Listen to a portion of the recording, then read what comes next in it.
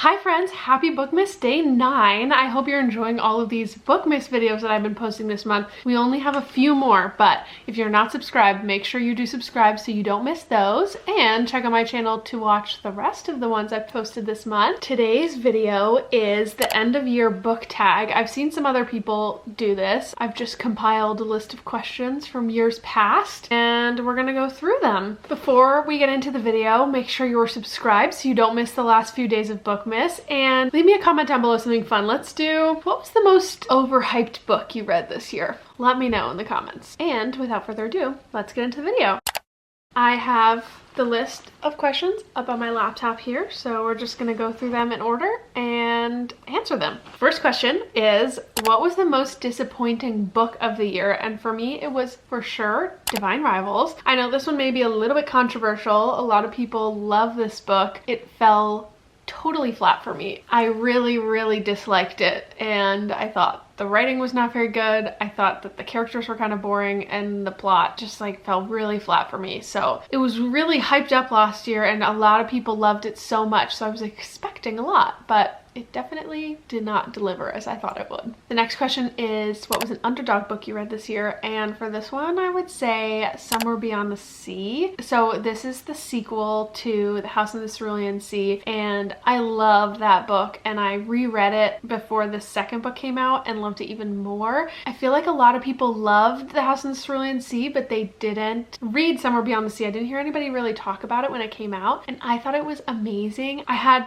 some criticisms of it, but I think that being able to revisit those characters was so incredible, and that's why I just loved it so much. So that one, if you haven't read that one and you've read The House in the Cerulean Sea, definitely add that one to your list, especially if you love the characters in House in the Cerulean Sea. The next question is most overhyped book, and I feel like this year I definitely tried to stick to books that have been on my TBR for a while, or focus on books that I thought I would like, rather than trying to read books that I'd seen all over the internet or that are popular or that I thought would maybe be good because so many people have been talking about them. But I of course had to read a couple of the popular books to see what everybody was saying, and the book that I would say, besides Divine Rivals of course, but the book that I would say is the most overhyped is Red Rising by Pierce Brown. And I posted a TikTok a month or so ago where I was talking about like popular books I didn't like, and I said that was one of them, and everybody was in the comments saying that I had to just push through and read the second book. And honestly,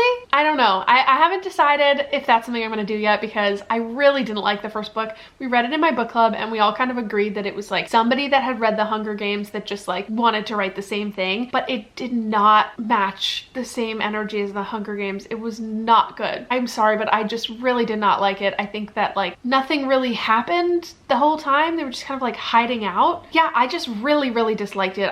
I don't see why everybody thinks it's so good, but it might just be because the rest of the series actually is good and they just have forgotten what the first book is like. But that was, in my opinion, the most overhyped book that I read this year. Okay, next question, bringing it a little more positive. A book that surprised you, and I definitely had a lot of books that surprised me this year. I picked up some things that I have had on my TBR that I thought maybe I would like, but I wasn't too sure about. The book that I chose for this one that's actually become one of my like favorites of the whole year is The Wager by David Grann. This is a book about a shipwreck, and it's a nonfiction book, but David Grann has an incredible narrative storytelling style for his nonfiction books, and this is not something I thought I would have cared about, but I loved this book. I was invested after like 30 pages. I was like, what's gonna happen to these guys? Like, how will they survive the shipwreck?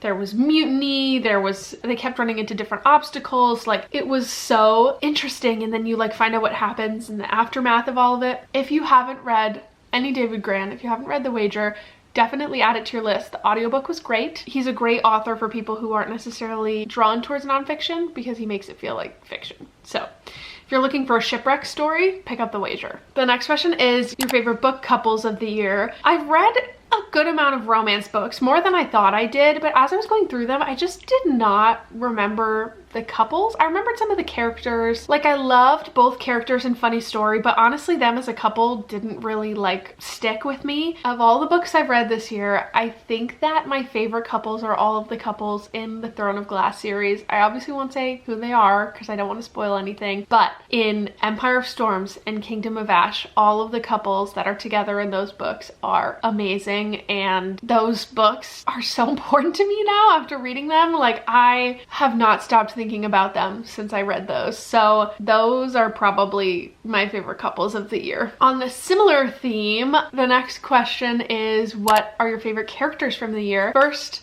and most importantly is Chauncey from Somewhere Beyond the Sea or House in the Cerulean Sea. He is my favorite. I love him so much. I really enjoyed his character when I read House of the Cerulean Sea the first time, but listening to the audiobook, the guy that does his voice was so good, and he's just a little green guy that the world doesn't love or understand, and all he wants to do is be a bellhop, and he's so passionate about that, and I just love him so much. He's so important to me. All the characters in that series I love, but especially Chauncey. So if you haven't read those books, again, please read them. They're so good. But yeah, Chauncey I love. I also got a little stuffed animal of him because I had to. Like, he's so freaking cute. So, and then my other favorite characters, two from Throne of Glass. I love Celaena's character and I love Manon's character, and I think that through the entire series Celaena has such incredible character growth, and I love the Sarah J Maas classic, like, girl who seems like she doesn't know what's going on, like ends up being very strong and powerful and a leader, and I love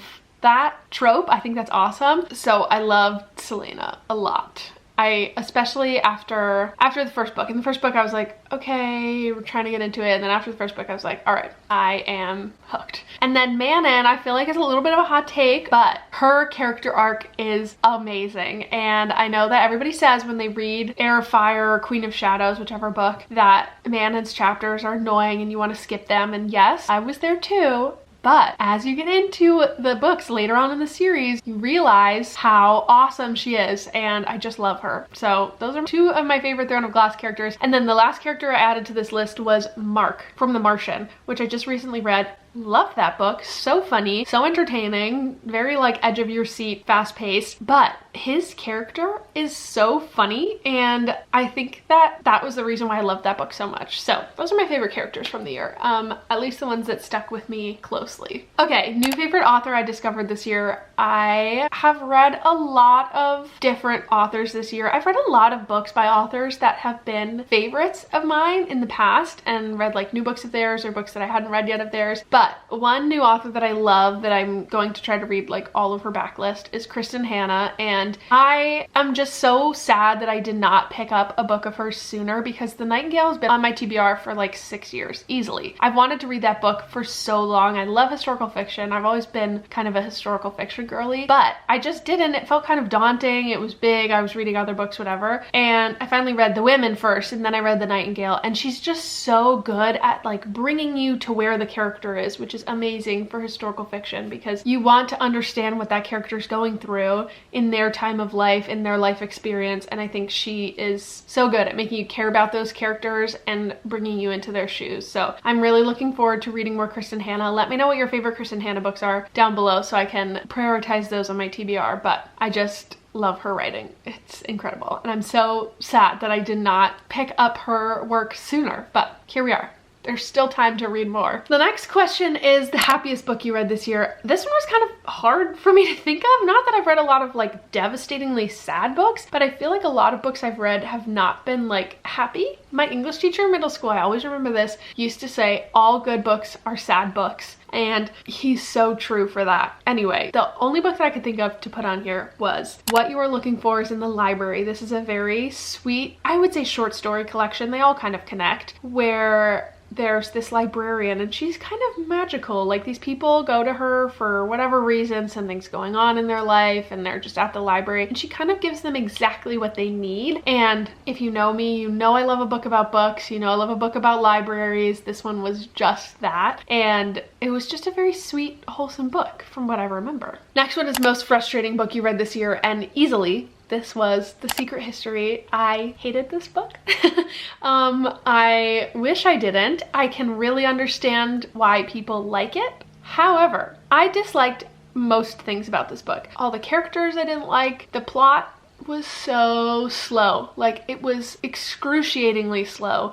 And I listened to the audiobook, which is read by Donna Tartt, and again, I understand the purpose and the meaning and whatever. The way she reads it makes sense. I didn't like it. Like, I could hear her yawning and all, whatever. That one was very frustrating, and I would have DNF'd it honestly, but it was my book club book, and I am committed to finishing those books even if I don't like them. So that was the most frustrating book I read this year, for sure. And sorry if you love The Secret History, I understand. Like, I get the appeal, just definitely not for me. Shortest book I read this year was Even Though I Knew the End, which is a very short queer fantasy sci-fi story, and I don't remember much about it except for I think there were like vampires. Honestly, I do not remember a lot about this book. It was good. I enjoyed reading it. I think I was reading it at the same time as some other fantasy book and I was getting them kind of confused, but if you're looking for a short little queer lit read, put this one on your list. It's kind of fun to read like queer fantasy sci-fi because I feel like there's not as much of that, at least that I've read. Okay, the next question is your favorite covers of the year. I was looking through my Goodreads, everything I read this year, and I had a hard time choosing, so here are all of my favorite covers of the year, and all of these books were also books I loved. The ones up here are Playground, God of the Woods, The Berry Pickers, Little Rot, The Wager, The Fury, and Babel. And yeah, honestly, all of those were like top books of the year for me, probably because they had beautiful covers. And you know what? It makes a difference. I don't care what they say. I will judge a book by its cover. And usually it works in my favor. The next question is a book you haven't stopped thinking about. Number one on this list is Kingdom of Ash. I finished that book and I was like, oh my God, how will I go on? I was so attached to those characters. They all became so important to me after reading about all of the things they went through throughout that entire series, and like the found family in that book. Oh my gosh, it was all like just so incredible. And I got to the end of Kingdom of Ash and I was like, what am I gonna do now? Like, there's not more from them. So I would love to do a Throne of Glass reread maybe next year. I don't know if that's too soon, but I honestly just want to reread Kingdom of Ash. Like, that book was so good. It had me like crying on the airplane. Anyway, that was so, I loved that book so much. I can't stop thinking about it. Also Babel, I think that that's gonna be my number one read of the year. R.F. Kuang is just a genius, and what she did with that book was so smart, so intelligent. I just think she's incredible, and I loved that book. Cringiest read of the year, number one for sure, was Love Theoretically by Ali Hazelwood. If you want to watch my reactions to that, I did make a video of this in February where I read romance books that were like popular. I'd never read any Ali Hazelwood before, and I don't think I will read any more. She does have a romance book coming out in 2025 that is swimmer related, so I may read that one, but I was literally listening to the audiobook of that, cringing, like making faces at my desk at work listening to that book about how uncomfortable I was reading that. Everything about it was so cringy. I couldn't do it. And everybody says that all of her books are basically the same, so if that's the case, I don't think I will like any of her other books. So sorry, she's not for me. Romance, and I love a romance book. I love a little like eye candy yummy read where like you don't have to think and it just like you read it really quickly, but I can only do a few of those at a time. Some romance authors that I've found this year, especially that I've loved. Emily Henry has always been a favorite. I feel like she's like the only romance author that I've like really can get behind. Like, I like a women's lit fic sort of book with romance, not just like pure romance, because it can be so cringy. But yeah, Emily Henry, Annabelle Monaghan, and Abby Jimenez. Those are like my top ones. An unpopular book that I loved was The Ballad of Jacquot de la Haye. This book was amazing. I think I found it on like a historical fiction Goodreads list that was listed by year, and it seemed really interesting. It was about a female pirate based on a true story. It was incredible. There's like found family elements. There's a lot of intrigue. It was very fast paced. The plot was very interesting, and it was super well written. So if you haven't picked that up, put that one on your list. Also, another book about ships that I really enjoyed as a surprise. So seems to be a theme this year. All right, the next question is book with the most unique concept you read this year, and the one that I decided for this was The Fifth Season.